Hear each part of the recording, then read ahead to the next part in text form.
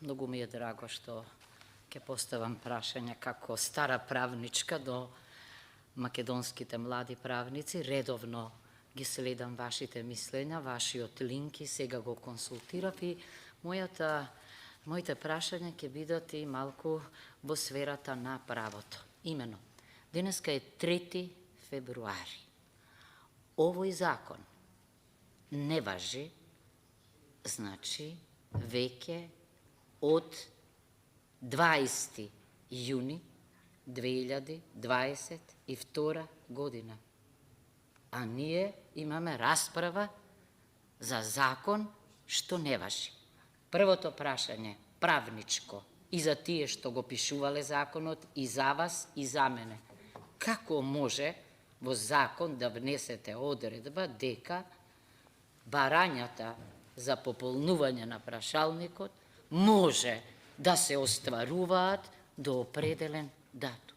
Па ние ве учиме дека законот има нелимитирано правно дејство. Тоа е прво. Второ, и народниот правобранител и вие укажувате на важноста од информирање.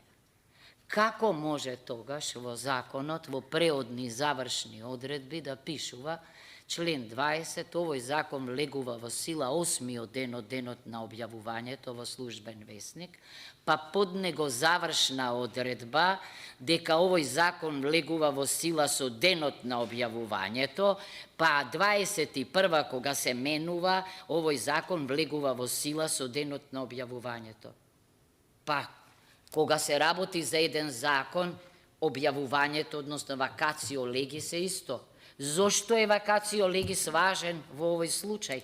Народниот правобранител укажува, па за да се информираат. Понатаму, децата ги споменуваме и јас исто сум шокирана. Зошто вас ќе ви поставам, значи, прашање за децата? Бидејќи вие овде во оваа просторија, кога се носеше законот за државјанство, ама наменски, укажавте на членот 7а. Ако 7 членот, кој што се однесува на странци и на лица со државјанство едно, ги олеснуваше околностите за добивање на државјанството, логично бешто зошто во 7а за неевидентираните лица нема олеснителни околности. Најважното што ме интересира, да, соработувате со владата, знам дека врз основа на барањата на народниот правобранител била закажана седницата на која се донесени заклучоци, меѓутоа заклучоците и вие веројатно сте учествувале во тоа, еве да кажам сега јас што велат.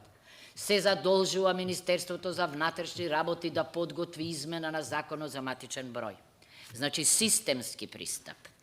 Се задолжува Министерството за труд и социјална политика да подготви измена на законот за неевидентирани лица. Најважното во однос на сите вас, се задолжуваат сите институции на поинтензивна и проактивна соработка со граѓанските здруженија. Сега моето прашање за вас е, еве денеска чувме дека се подготвува нов закон, што мислите? Зар не треба, а кога ќе се носи тој закон, овде во оваа комисија, инклузивно, ние, сите вас што сте надвор од невладиниот народен правобранител, експертите, да ги викнеме, значи, во текот на расправата на законот, за да отвориме системско решавање и знаењето да укаже на престојните проблеми. Завршете мислата. Зборувам за редовна постапка за донесување на закони, која од овде е избркана и ве молам, немојте вие да се вклучувате, бидејќи е непарламентарно, има овде председателка. Благодарам, повелите.